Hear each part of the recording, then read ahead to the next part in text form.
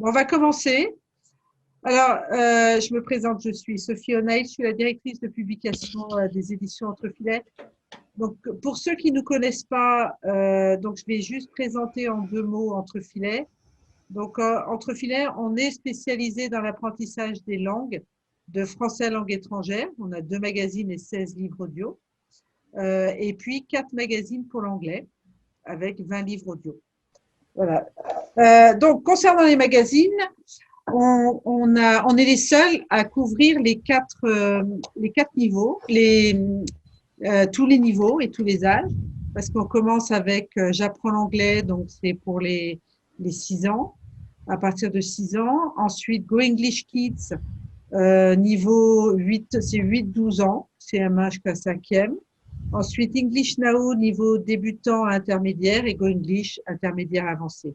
Donc, en fait, on a une ligne et un concept unique pour tous ces magazines qui sont l'apprentissage à travers la culture anglophone. Alors, effectivement, de toute façon, tous ces magazines sont liés avec l'audio et des exercices. Voilà. Donc là, je parle. Donc pourquoi voilà. Donc là, j'ai fait une présentation un peu rapide, hein, mais dans les questions-réponses, on peut faire un stop après sur un ou deux les magazines que vous voulez. Donc, pourquoi ce webinaire, en fait? On travaille beaucoup avec les enseignants qui nous utilisent pour faire leurs cours et on a pas mal d'échanges sur comment l'utiliser. On nous demande des idées. Donc, du coup, on a décidé de faire un webinaire tous les 3 mois. Le premier était, ce que disait Valérie tout à l'heure, était assez général. Et là, on va se concentrer sur l'oral cette fois-ci. Et donc, tous les 3 mois, on fera une présentation sur un thème spécifique. Voilà. Donc, c'est pour ça que voilà, c'est pour ça qu'on lance ce webinaire. Donc, dans la présentation, on va avoir Valérie qui va animer ce webinaire et Natacha qui conclura. Natacha qui est la responsable marketing. Qui est où? Je ne te vois pas, Natacha. Je suis là, je te vois. Voilà. Bonjour à tout le monde. Voilà, Natacha qui fera la conclusion. Juste en termes d'organisation, ce qui serait bien, c'est de couper vos micros pour éviter les bruits pendant que Valérie fait sa présentation. Et ensuite, pour les questions, vous avez 2 choix, ou vous utilisez le chat ou vous prenez la parole. Voilà, il n'y a aucun problème. Vous faites comme vous le sentez, vidéo ou pas vidéo, c'est comme vous voulez. Voilà, Valérie, je te laisse la parole. Ok. Alors, tout d'abord, je voudrais dire que ce webinaire a pour but de vous expliquer la démarche pédagogique derrière la fabrication des magazines. Et donc, le dernier webinaire, on vous donnait des pistes pour utiliser le magazine. C'était de façon assez générale pour utiliser le magazine en classe ou à distance, puisque maintenant on parle de cours à distance. Et aujourd'hui, on va être plus spécifique, donc on parle de l'oral, mais également vous familiariser avec ce qui est complémentaire de notre magazine, c'est-à-dire les pistes audio et les exercices en ligne Go Digital. Et évidemment, comme je disais plus tôt, échanger sur nos pratiques et puis répondre à vos questions, justement pour essayer de sortir un petit peu du bureau où on fabrique les magazines et d'avoir les retours de ceux qui nous lisent, parce que vos retours sont précieux pour sans cesse améliorer nos produits. Donc, voilà, au départ, j'avais mis enseigner l'oral, un vrai défi en France. Parce que, effectivement, contrairement aux pays scandinaves, en Allemagne, aux Pays-Bas, pendant très longtemps, la France, enfin, elle le fait encore, mais avant la VOD, la télé en streaming et Internet, tous les films hollywoodiens étaient doublés en France. Donc, c'est vrai que les jeunes ne grandissaient pas avec l'anglais dans l'oreille. Donc, ils commençaient à faire de l'anglais à partir de 11-12 ans, en 6e. Et leur oreille n'était pas du tout éduquée à la musicalité de la langue anglaise. Et en fait, quand on arrivait en 6e, bon, moi, c'est à mon époque, on nous demandait de reproduire des sons dont on n'était absolument pas familier. Donc, c'est très difficile de prononcer. C'est comme si on nous demandait de jouer de la musique alors qu'on n'a jamais entendu de musique de notre vie. Donc, c'est très difficile. Donc, évidemment, grâce à Internet, tout ça, ça évolue. Mais voilà, pendant très longtemps, c'était comme ça. Et donc, moi, j'ai appris, je pars toujours de mon expérience, moi, de la façon dont j'ai appris l'anglais, il a fallu que j'éduque mon oreille. Et d'ailleurs, bon, je suis partie vivre aux États-Unis. Au début, personne ne me comprenait. J'ai appris à parler comme eux pour qu'ils me comprennent. Et ensuite, quand je suis revenue en France et que j'ai voulu reprendre des études d'interprète et que j'ai passé le concours à l'ESIT, ils m'ont dit, vous avez toutes les capacités de faire une bonne interprète, mais par contre, travaillez-moi cet anglais. Parce que j'étais revenue avec un anglais très américain et il fallait un anglais beaucoup plus british. Donc voilà, pour la petite anecdote, je dormais avec la radio BBC toutes les nuits pour éduquer mon oreille, pour pouvoir reprendre un accent british comme je l'avais appris avant de partir vivre aux États-Unis. Donc ensuite, évidemment, une fois qu'on arrive à reconnaître les sons, il faut apprendre à les reproduire, donc bien prononcer. Ensuite, quelque chose que j'ai remarqué qui est très français, c'est la peur du ridicule. Souvent dans mes classes, les gens n'osaient pas parler. Et puis, il y avait aussi les petits camarades qui se moquaient de l'accent, etc. Donc, voilà, il fallait dédramatiser. Moi, j'avais l'habitude de dire celui qui a l'air ridicule, c'est celui qui n'essaye pas. Et donc, il y a toute une approche aussi à faire. Et donc, ça, là aussi, c'est intéressant d'avoir vos retours. Comment vous faites pour dédramatiser et pour faire en sorte que tout le monde puisse prendre la parole et se lancer à parler anglais sans avoir peur du ridicule. Et donc, l'objectif, c'est vraiment décomplexer pour communiquer. D'ailleurs, on dit souvent, hein, il y a beaucoup de Français qui disent moi, je parle super bien anglais une fois que j'ai bu 2-3 verres de vin. Bon, c'est quand même dommage d'en arriver là pour pouvoir se lancer. Donc, voilà, je vais passer donc, à la compréhension orale. Et ce que je pense qui est important, c'est d'apprendre à écouter. Alors, c'est marrant parce qu'au début, j'avais vraiment dans la tête l'idée que les Français comprenaient beaucoup mieux l'anglais qu'ils ne parlaient. À mon époque, c'était vraiment ça. Et j'ai discuté avec une de nos auteurs qui est sud-africaine, qui a une école de langue dans les Alpes et qui enseigne depuis 20 ans. Et elle me disait que ses élèves parlent beaucoup mieux qu'ils ne comprennent. Donc voilà, ça m'a fait réfléchir à la façon voilà, d'enseigner. Et ce qui est marrant, effectivement, ils comprennent très bien dans un contexte, si c'est elle qui parle parce qu'elle articule très bien, parce qu'il n'y a pas de bruit parasite, parce qu'elle parle doucement.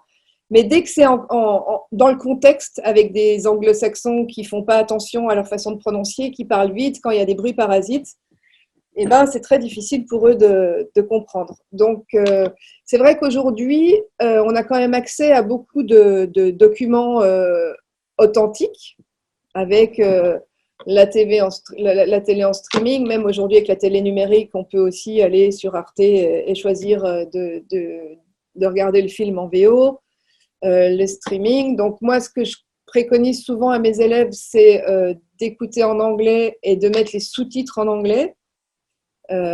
Alors bon, il faut un certain niveau, effectivement, ou même, parce que ça dépend de la façon dont retenir. Moi, j'ai une mémoire photographique, par exemple, je ne peux pas me rappeler d'un mot si je ne l'ai pas vu écrit.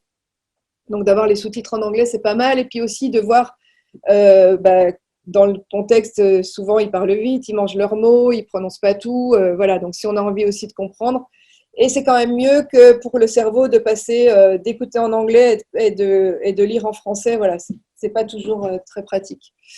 Donc aussi, on a YouTube avec plein de documents authentiques. Mais bon, les sous-titres sont parfois douteux. Je pense que vous aurez remarqué. Et donc, quand on fabrique les exercices Go Digital, on fait les transcripts et donc on se sert des sous-titres, évidemment ça va plus vite, mais sans arrêt, voilà, on peut vraiment pacifier, on s'en est rendu compte.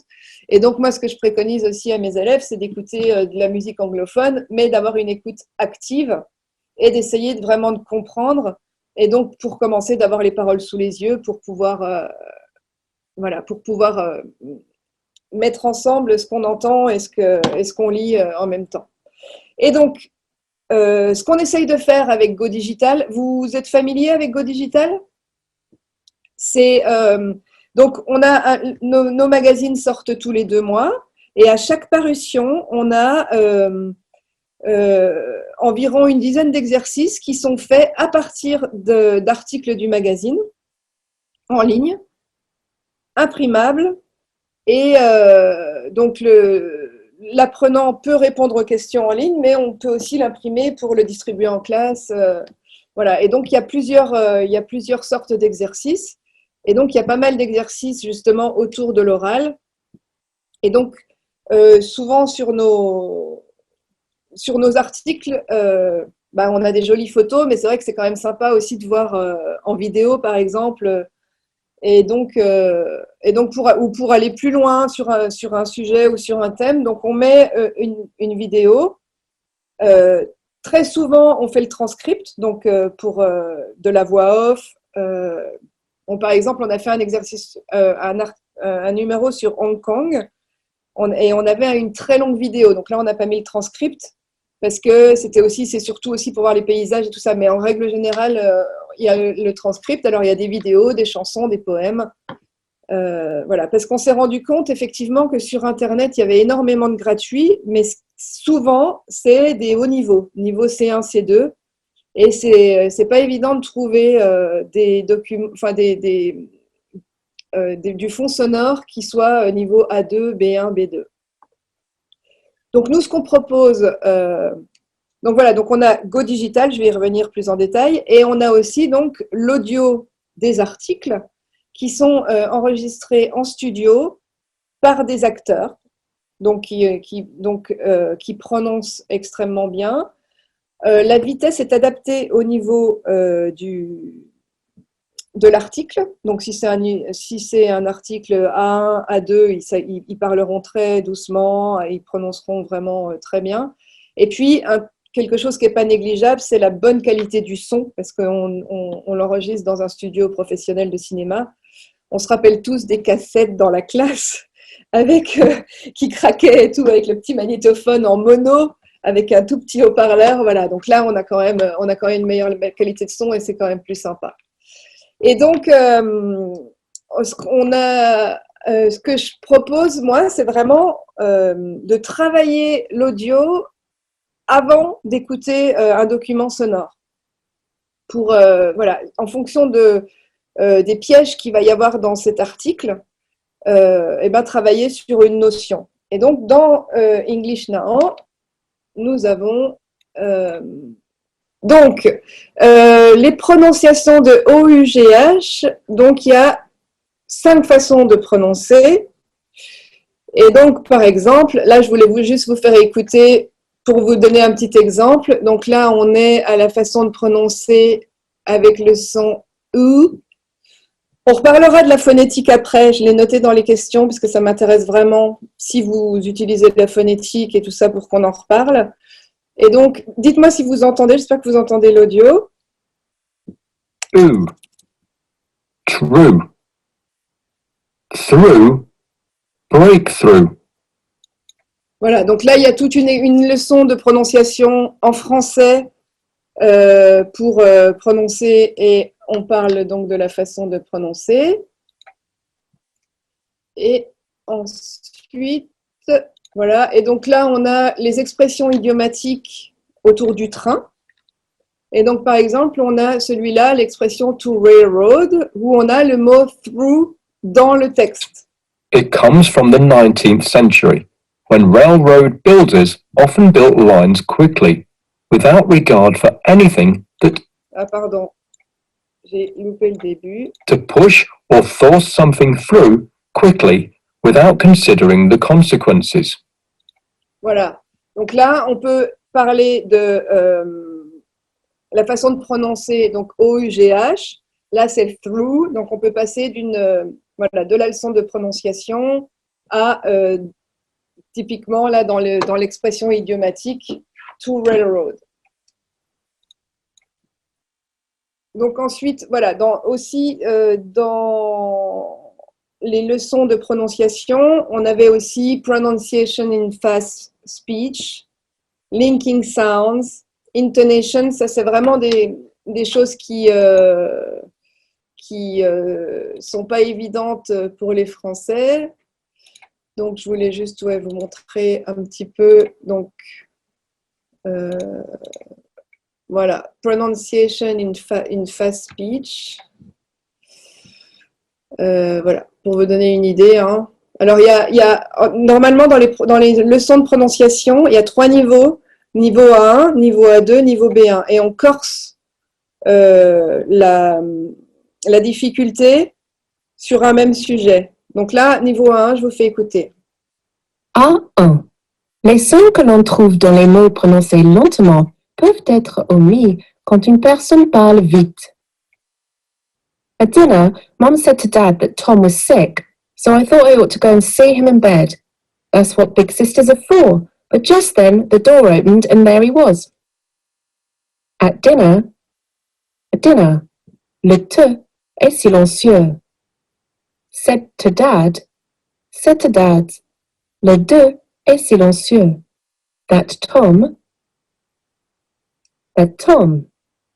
On prononce une seule fois le T pour les 2 mots. Voilà. Bon, évidemment, hein, la phrase d'exemple, c'est pas du niveau A1, mais le breakdown, la façon dont on a tout coupé. Voilà. Après, niveau A2. A2. Ce ne sont pas que les sons qui peuvent être omis, mais aussi des syllabes ou des mots. Let's go home. It's cold here in the park. Come on, what are you waiting for? I can't find my hat. I don't suppose you've seen it. Have you lost it again? Alors, ouais, là, on a. Bon, je vous fais écouter jusqu'au bout. Donc, on a 4 phrases différentes dans une colonne et dans l'autre, c'est ce que vous entendrez dans un anglais rapide. You'd better go. I'll stay and look for it. I can't go home without it. Mum will kill me. Voici ce que vous entendrez. Let's go home. It's colder in the park. Come on, what you waiting for? Can't find my hat. Don't suppose you've seen it. You lost it again. You better go. I'll stay and look for it. Can't go home without it. Mum will kill me. Voilà. Et niveau B1, les sons peuvent aussi changer complètement, remplacés par des sons différents. B1. Les sons peuvent aussi changer complètement, remplacés par d'autres sons différents. I want you to buy me some new jeans, please. What kind of jeans? Like grey ones. Do you want to go shopping now?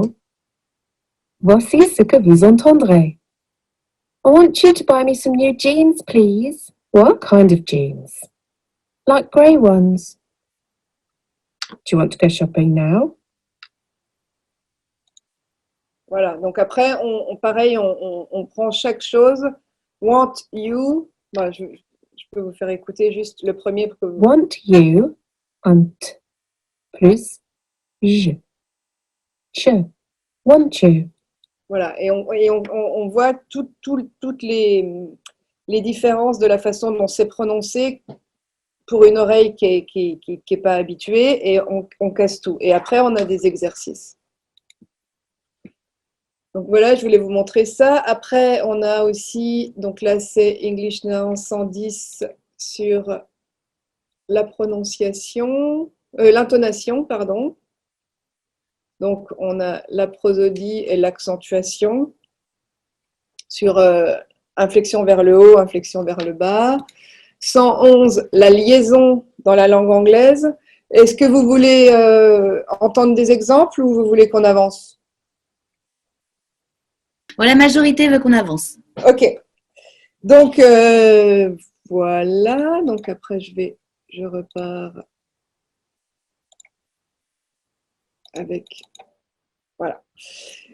Donc, ça, bon, préparez l'écoute. Ensuite, moi, il y a un truc que j'adore, mais bon, tout le monde n'est pas fan, mais c'est la poésie. Je trouve que c'est un très bon moyen de s'accoutumer à la musicalité d'une langue.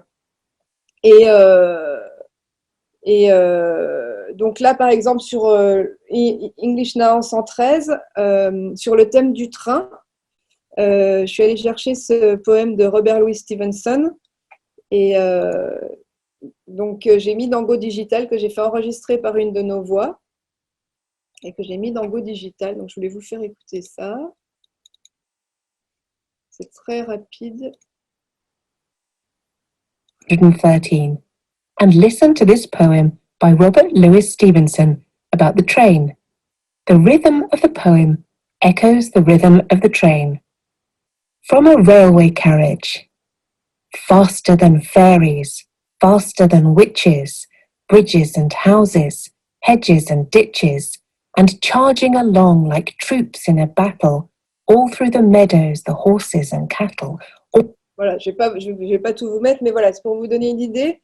Et donc, voilà, moi je trouve que c'est une belle façon aussi de motiver ses élèves et de revenir aussi à des trucs d'enfance, d'apprendre un poème, de le réciter, d'essayer de respecter cette musicalité justement qui est différente de sa langue maternelle. Et dans English Now 107, on a un article sur Louise Gluck, qui est une poète américaine qui vient de gagner le prix Nobel de littérature 2020. Et donc, j'ai mis aussi des poèmes d'elle que j'ai fait lire par les voix. Donc ensuite, dans Go Digital, on a des exercices de spelling. Moi, je me suis rendu compte quand je suis arrivée aux États-Unis, après 10 ans d'anglais, je ne savais pas épeler mon propre nom, qui est un nom assez difficile à comprendre. Et donc, j'ai dû l'épeler au téléphone. Et donc, j'étais un peu démunie. Donc, à chaque fois, il fallait que je chante la chanson A, B, C, D, E, F, G pour trouver chaque lettre.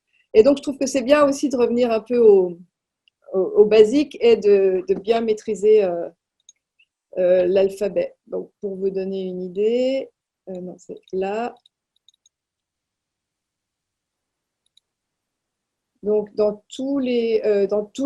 à chaque parution de English Now, avec l'article What's its name, donc qui est du vocabulaire illustré, on a 6 mots qui sont Spelling exercise. 1. O F F dash P E A K. 2. R-U-S-H, new word, H-O-U-R. J'avoue que moi aussi, je l'ai fait encore, ça me fait réviser. Et donc, dans Go English Kids, par exemple, on a aussi ces exercices. Là, ils lisent le mot et ils épellent. On peut entendre 2 fois les plaies. Bon, là, on peut faire pause, noter, revenir en arrière. Enfin, il n'y a pas de souci, hein, on a toutes ces possibilités-là. Donc, je reprends le PowerPoint. Et donc, on a également des exercices d'intonation et de prononciation. Là, c'est dans le CD. C'est pas dans Go Digital. Et il est accessible si vous avez le magazine en ligne. Il est accessible ils sont accessibles dans le sommaire des magazines. Alors, voilà. Là, vous avez Improve your intonation, practice your pronunciation. Et donc là, c'est des phrases qui sont dans l'article. Off. Ruffian. Non, c'est pas celui-là. C'est dans l'article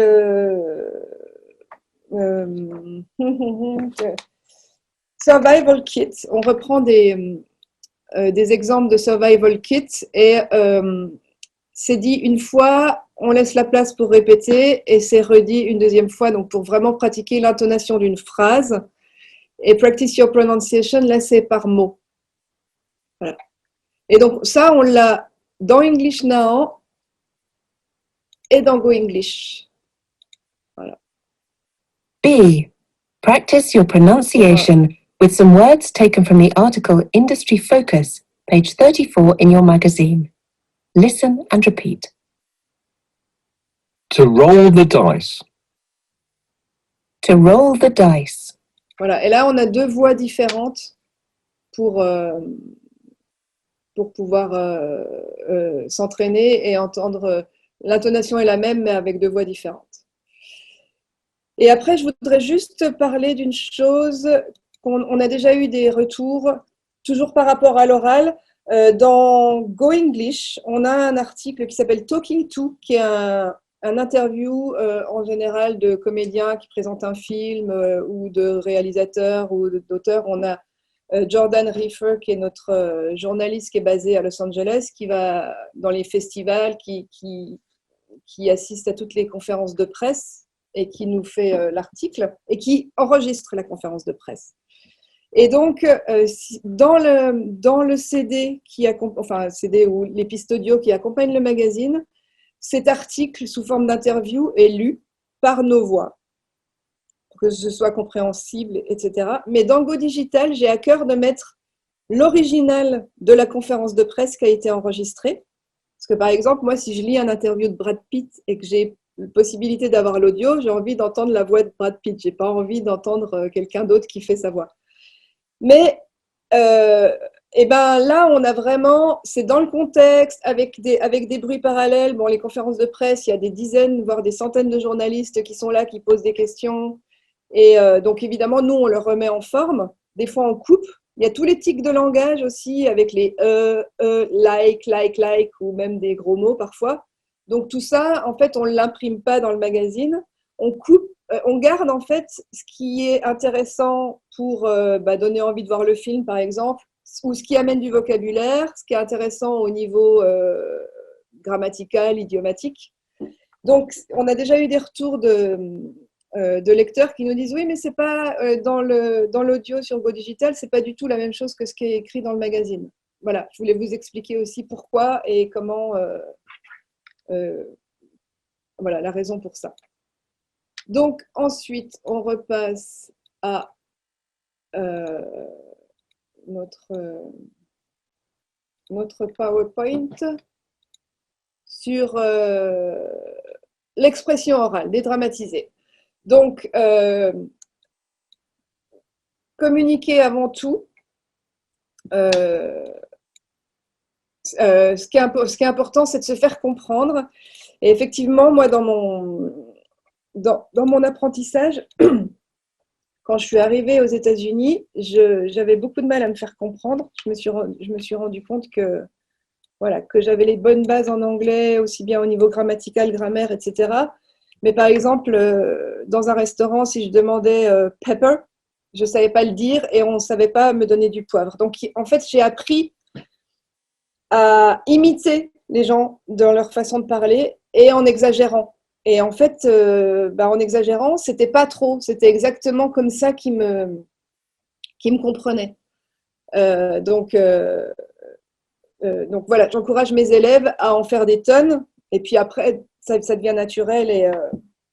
Mais voilà, au début, faut pas hésiter à exagérer parce que justement, le français est une langue un peu monotone par rapport à l'anglais qui donne beaucoup d'intonation, donc il ne faut pas hésiter à les faire exagérer. Et donc, pour les faire travailler, on peut également faire des jeux de rôle. Donc, dans tous les magazines, on a des conversations pratiques. Donc, par exemple, dans English Now 113, on a English at Work avec 3 dialogues sur un sujet. Donc là, par exemple, on va avoir 3 dialogues sur le thème du train. Et donc, on peut écouter les dialogues et demander à des élèves en binôme de créer leur propre dialogue à partir de celui-là. Pardon, je vais boire un peu. Et donc, on a également, sur ce même thème du train, What's its name, donc le vocabulaire sur le At the train station, donc avec tout le vocabulaire illustré sur le thème du train, et également Survival Kit, avec des petites phrases toutes simples pour parler d'un thème. When you get on the train, you may ask, is this a train for Bristol?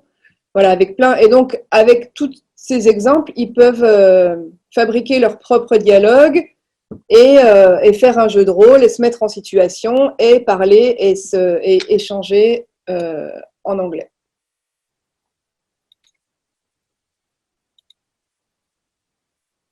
Donc ensuite, voilà, pour pratiquer l'oral, donc il y a aussi ce que je disais tout à l'heure, le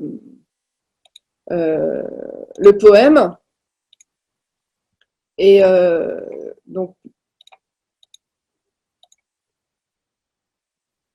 réciter, s'enregistrer, s'écouter. Je sais que c'est pas toujours facile de s'écouter, mais s'écouter, prendre conscience de ses faiblesses et recommencer. Et donc, il y a un autre truc qui est aussi… donc, après, il y a aussi donc, ce que je vous ai montré, le CD audio, prononciation et intonation, répéter, écouter, répéter. Et il y a aussi les tongue twisters. Donc, dans chaque numéro de Go English, on a des tongue twisters. Alors, voilà, en fin de magazine. Voilà, donc je vous donne un exemple. Donc, il est répété 3 fois, la première fois doucement, après un peu plus vite, et la troisième fois très vite. Et donc, c'est des chouettes… les acteurs de théâtre travaillent comme ça. Et ce qui est intéressant, je trouve, dans les tongue twisters, c'est qu'on prend vraiment conscience de la manière dont on doit placer sa langue dans sa bouche quand on parle anglais pour que ce soit fluide. Et un tongue twister, ça ne pardonne pas. Si la langue n'est pas bien placée, eh ben, c'est impossible d'enchaîner les répliques. Donc, je trouve que c'est un super exercice et voilà, c'est assez rigolo. Je vous fais écouter pour que vous ayez une idée. Tongue twisters. There was a writer called Wright. He taught his son to write, write, write. It's not right to write, write, right? Please try to write, write, write. There was a writer called Wright. He taught his son to write, write, write. It's not right to write, write, right? Please try to write, write, write. Voilà, il y en a encore un beaucoup plus vite, mais bon, je vous épargne tout ça. Donc voilà pour les questions orales. Donc ensuite, voilà, moi j'avais quelques questions pour vous. Donc suite à ça, donc comment est-ce que vous enseignez à écouter? Est-ce que vous utilisez la phonétique? Parce que moi, j'ai jamais appris la phonétique dans mes études supérieures en anglais. Et quand j'ai commencé à enseigner, je me suis rendu compte que pour moi, c'était impossible d'enseigner la sonorité sans la phonétique. Donc, j'ai pris un alphabet phonétique et je m'en suis servi. Mais l'école de langue pour laquelle je travaillais, mon patron était français. Il m'a dit « Oh là là, mais non, il ne faut pas utiliser la phonétique ». Mais pour moi, dans ma pratique, c'était presque impossible d'enseigner sans la phonétique. Donc voilà, je voulais voir, j'aimerais vraiment avoir vos retours. Est-ce que vous l'utilisez? Comment? Est-ce que vous l'avez appris dans vos études? Ensuite, comment enseigner la prononciation? Et puis, est-ce que vous avez des petits trucs dont les autres pourraient bénéficier pour donner confiance aux élèves pour qu'ils s'expriment en anglais? Et puis, pour terminer, est-ce que nos outils vous paraissent adaptés à vos besoins? Ou voilà, si vous pouvez avoir des retours à ce niveau-là, ce serait super. Alors, je vous propose d'ouvrir votre micro quand vous avez une question.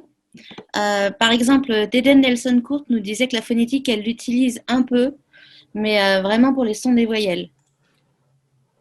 Well, it's particulièrement pour chip and cheap, par exemple, les choses comme ça, où le son n'existe pas en français.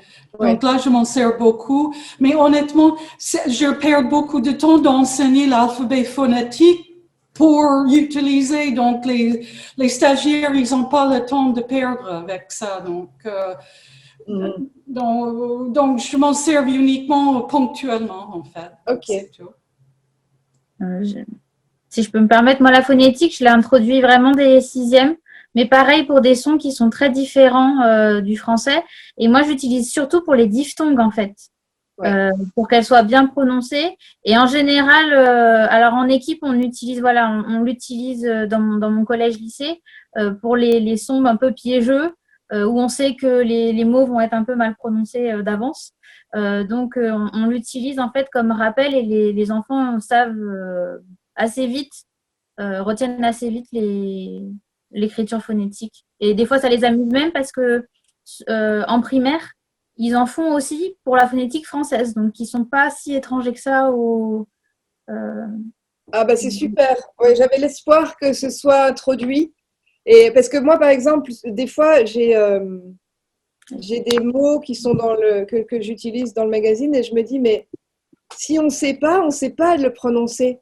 Et donc, il y a certains mots, je mets automatiquement la phonétique pour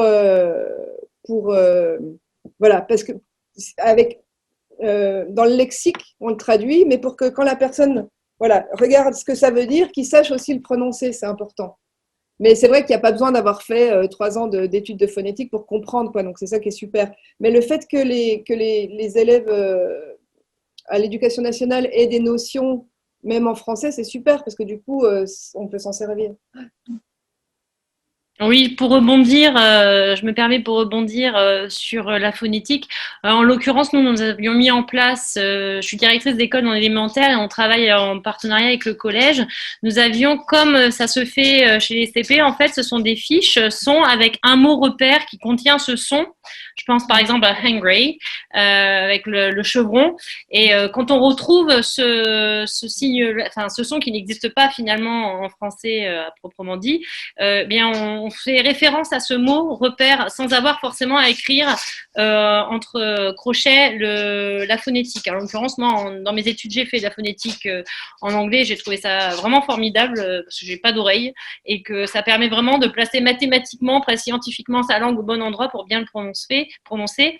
C'est pareil pour le schwa et tous ces sons un peu différents et le hiku et le hinon dont parlait Madame, effectivement, avec des mots repères sans avoir forcément à utiliser un sigle de phonétique, on peut donner pour des mots connus, voilà, des mots les plus simples, et puis après on se réfère toujours aux mêmes, c'est ce qui se passe souvent chez les CP, donc par mimétisme, voilà, comme on avait procédé aussi. Alors là, je parle pour des jeunes enfants, là je donne aussi des cours à des adultes au niveau advanced, mais ça fonctionne aussi avec des mots comme le but, ils connaissent très bien le but, et ils peuvent facilement reproduire ce son-là à ce moment-là.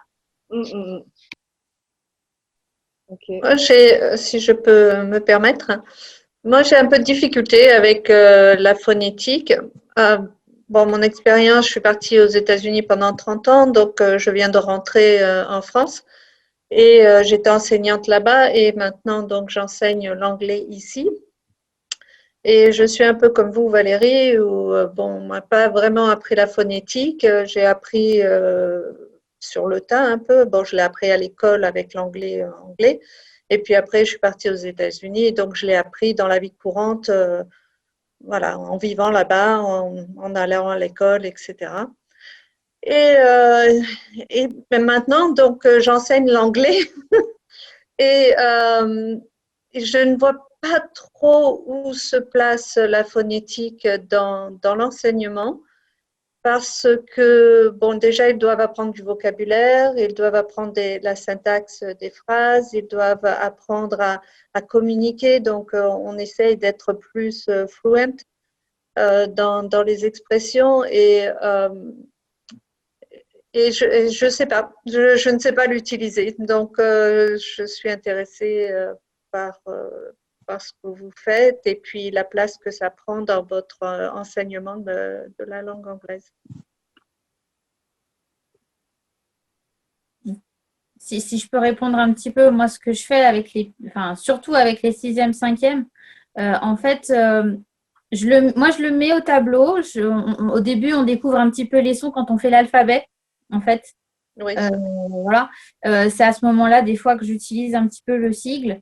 Mais en fait, c'est vraiment un peu anecdotique dans le sens où c'est pour certains élèves qui ont besoin de savoir d'avoir un repère pour savoir le son, en fait, qui vont pas retenir forcément la prononciation de tout ce qu'on a vu ou de la phrase, mais le fait de savoir qu'il y a cette prononciation-là, ils vont apprendre le mot avec la bonne prononciation. Parce que les traces écrites, 50 minutes de cours, on a beau les faire répéter, pour peu que le mot il ressemble un petit peu au français, et bien si on met juste un petit rappel de phonétique en disant attention, hein, ce son-là, c'est pas le i d'habitude, vous vous rappelez, c'est ce i-là, voilà. Et en fait, les élèves retiennent la bonne prononciation dès le début quand ensuite ils revoient la leçon. Moi, c'est comme ça que je l'utilise. Je ne fais pas de phonétique en tant que telle, mais c'est juste voilà, avoir des petits repères pour pas que les prononciations soient mal apprises dès le départ, parce qu'après, pour redéconstruire et reconstruire, c'est juste l'horreur. D'accord, ça a du sens. Merci. Oui, puis c'est un outil en plus dans lequel on peut aller piocher au besoin, quoi. D'accord. Merci. Ok, donc voilà pour la phonétique. Donc après, moi je me demandais donc est-ce que vous enseignez à écouter et comment voilà, est-ce que vous avez des petits trucs à faire bénéficier les autres sur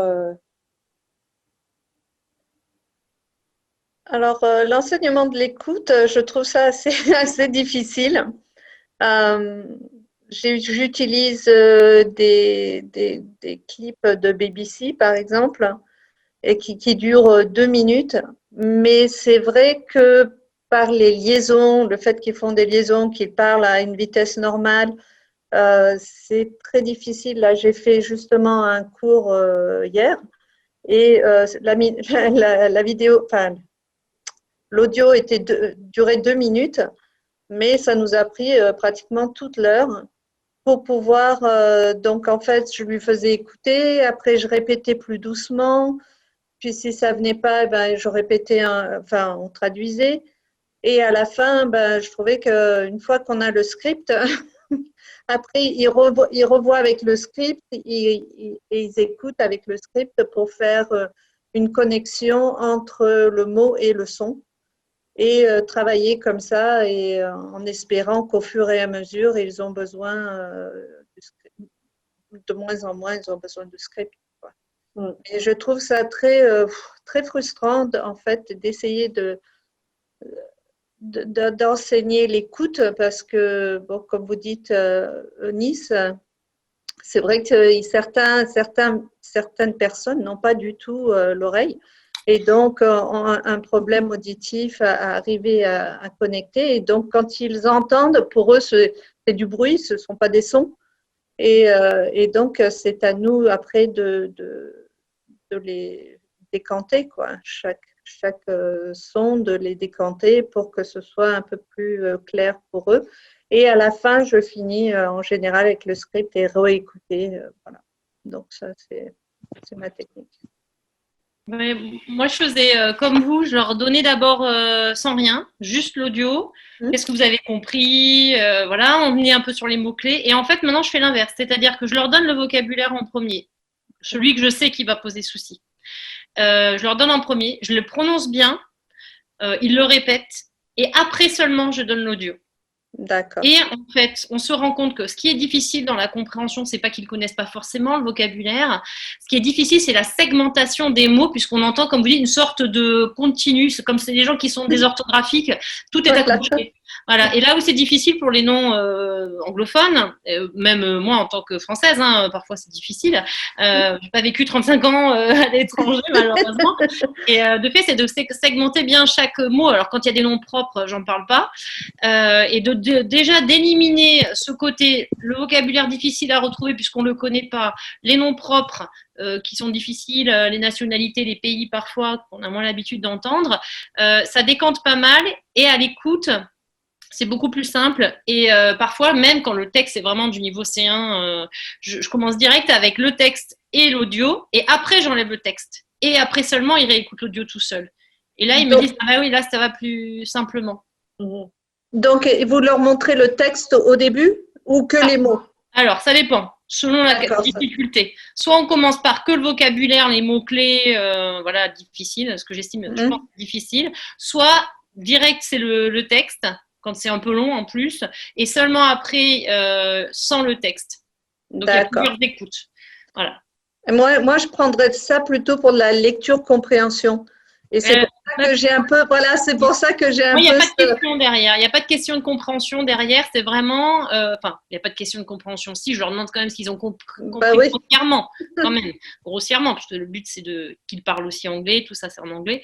Je parle pour mes cours advanced pour les adultes, hein, évidemment, mais ça leur permet de ne pas être trop loin parce que c'est un peu comme la zone proximale de Vygotsky. Hein. Si on oui, je connais très bien. Ouais. Voilà.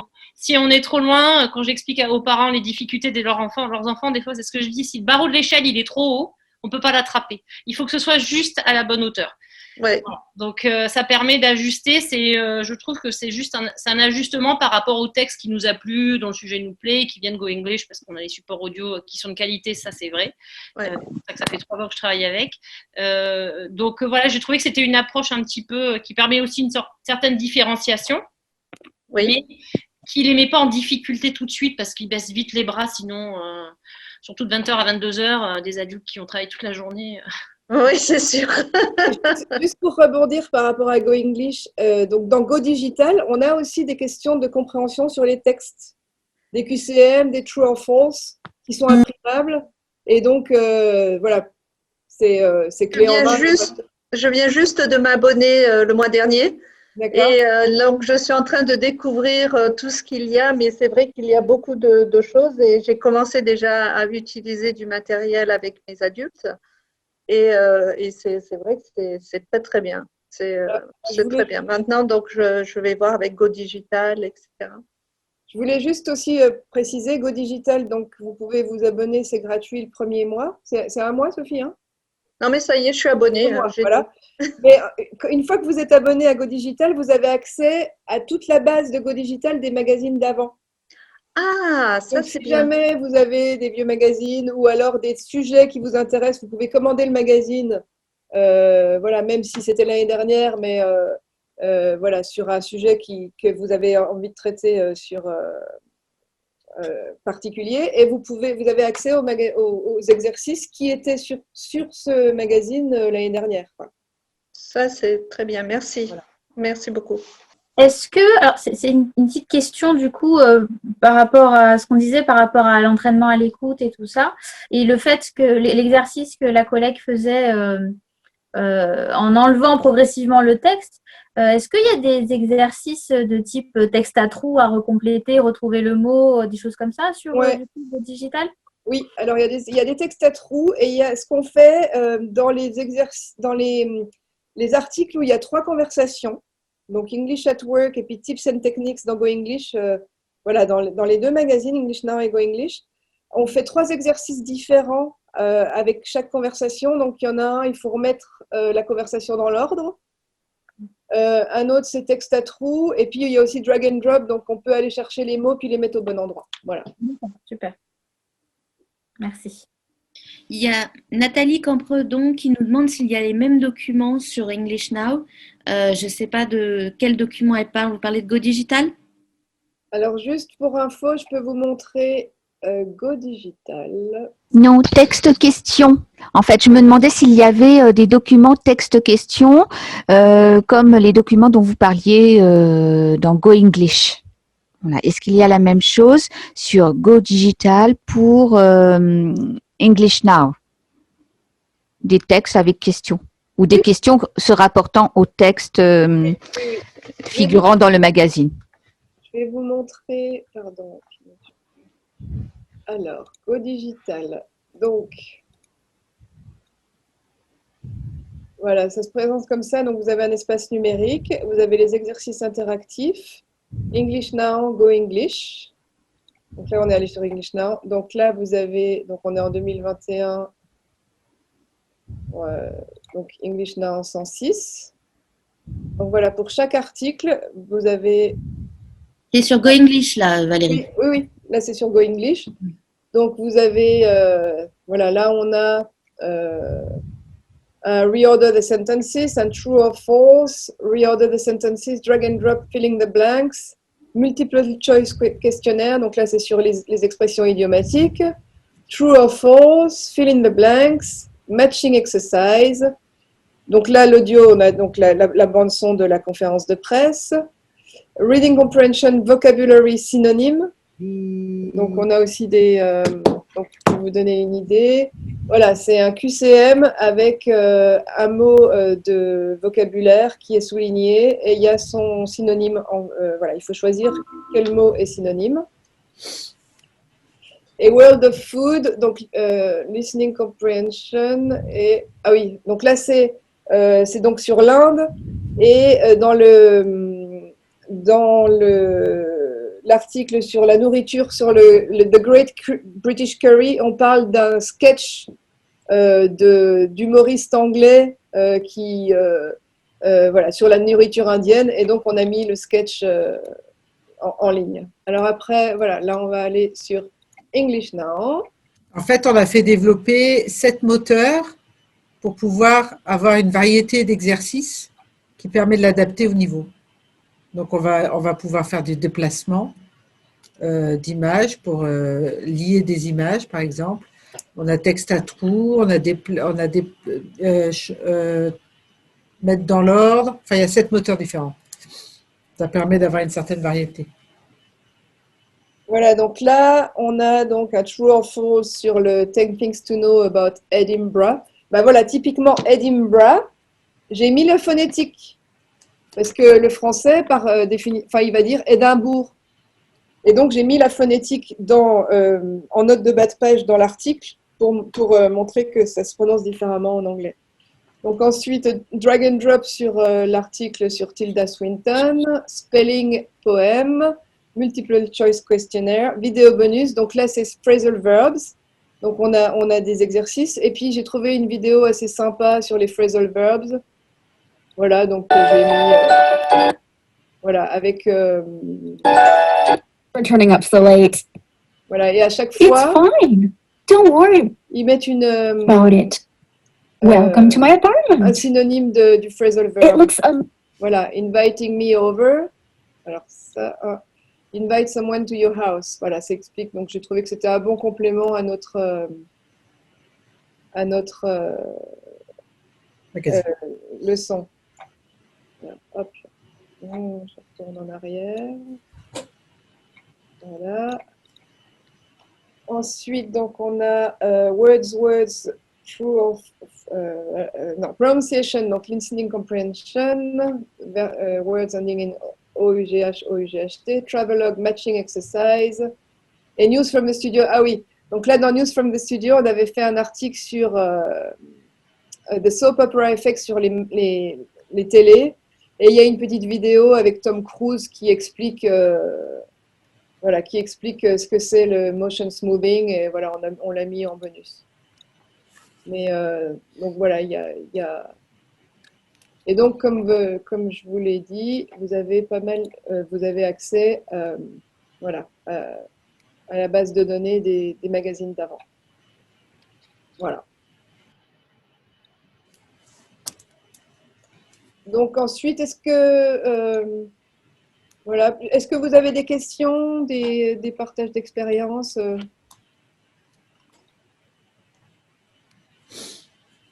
Je pense qu'on peut peut-être avancer parce qu'il y a des participants qui sont pressés par le temps. Pas de souci. Oui, donc les magazines, les sujets des prochains magazines. Alors, donc English Now numéro 114, février-mars 2021, qui sortira donc en kiosque fin janvier. Donc, on a plusieurs articles sur le commerce triangulaire et l'esclavage. Le portrait, c'est William Wilberforce et Thomas Clarkson, qui sont les abolitionnistes qui ont permis l'abolition de l'esclavage en Angleterre. Les situations, c'est At the Dentist. La prononciation, How to pronounce R in English. Et le vocabulaire, c'est les matières premières qui étaient donc utilisées dans le commerce triangulaire. Et donc, English Now 115, qui n'est, je ne peux pas vous mettre est-ce que vous voyez le PDF là ou pas du tout? Non. Ok, je vais vous le mettre, pardon. Voilà. Donc, English Now 115, alors on est sur le pays de Galles, donc 10 Things to Do in Cardiff. Le vocabulaire illustré, c'est sur le football. Change de page, Valérie. Comment? Faut que tu changes de page. Tu parles de Go English, là?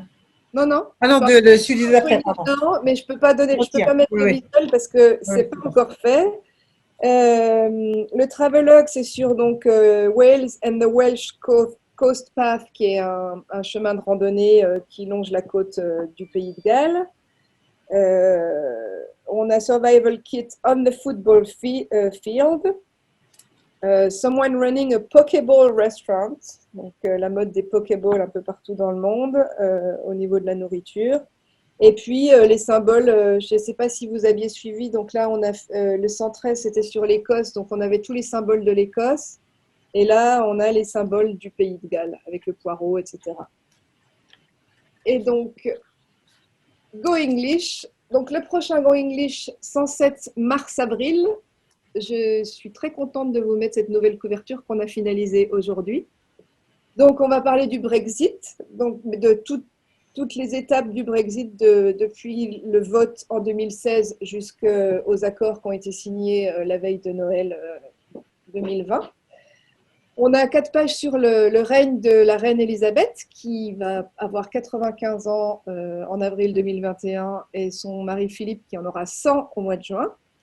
On a donc un article, le portrait de Louise Gluck, donc, qui a eu le prix Nobel de littérature 2020. L'influence du français dans la langue anglaise.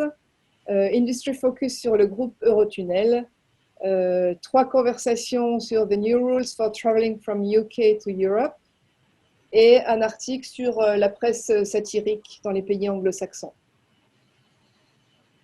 Et donc, le 108 qui sera… Attendez, je me permets juste d'interrompre 2 petites secondes. Si vous souhaitez parler du Brexit avant la sortie de mars-avril, pour info, il y a un petit article de niveau B2 sur notre site internet, dans notre partie blog, que vous pouvez utiliser. Voilà, c'est une petite parenthèse. Et donc, Go English 108, mai-juin 2021, nous emmènera en Nouvelle-Zélande. Donc, on a 3 conversations sur le woofing en Nouvelle-Zélande. On a les expressions idiomatiques avec le mot bird. On a 10 mots maoris qui sont utilisés en anglais. Travel time, donc sur la Nouvelle-Zélande. On a le portrait de Jacinda Ardern, la première ministre néo-zélandaise. Et puis un article sur The Royal Society for the Protection of Birds. Et c'est aussi notre nouvelle sur Lawless qui se passe dans le Londres victorien. Donc 2 fois par an, on a une nouvelle de fiction avec du vocabulaire de l'époque victorienne qui est assez sympa. Voilà. On va clôturer. Merci beaucoup pour votre participation. Merci à vous. J'espère qu'on a bien répondu à vos demandes. Oui, c'était très intéressant, surtout donc, je viens de m'inscrire dans Go English et puis English Now, et de savoir tout ce qu'il y a, en fait, c'était très intéressant. Je vous remercie. Voilà, si vous avez des suggestions de thèmes pour dans 3 mois, c'est avec plaisir. N'hésitez pas à nous contacter en disant je veux traiter de tel domaine, etc. Voilà, c'est aussi bien, ça se passe comme ça. D'accord, merci. N'hésitez pas aussi à nous communiquer les dates ou les horaires qui vous conviennent le mieux. D'accord. Après, on fera en fonction du plus grand nombre, mais c'est vrai que là, pour l'instant, on essaye plusieurs créneaux. L'idée, c'est d'être le plus visible, donc n'hésitez pas. Et par ailleurs, une dernière chose, avant de finir, sachez qu'on a des offres pour équiper les classes avec le numérique, parce que ça permet d'avoir que les élèves puissent travailler de chez eux avec le magazine numérique et avec l'audio, ou si vous avez un abonnement, s'il y a un abonnement papier, pour 3 € de plus par parution, les élèves peuvent se connecter, donc c'est pratique, c'est pas très cher. Voilà, donc le principe, c'est si ça vous intéresse, il suffit, c'est un code promo en fait que vous donnez à vos élèves, et l'élève va commander et va acheter son numéro pour le numéro que vous choisissez. Après, il faut nous contacter si ça vous intéresse. Mais on a des systèmes qui marchent très bien. On a des très bons retours depuis qu'on a le numérique. On a des très bons retours de ce système-là. Voilà. Très bien. Je vous souhaite une bonne soirée à tous et merci pour tout. Merci beaucoup. Au revoir et bonne soirée. Au revoir. Au revoir. Au revoir.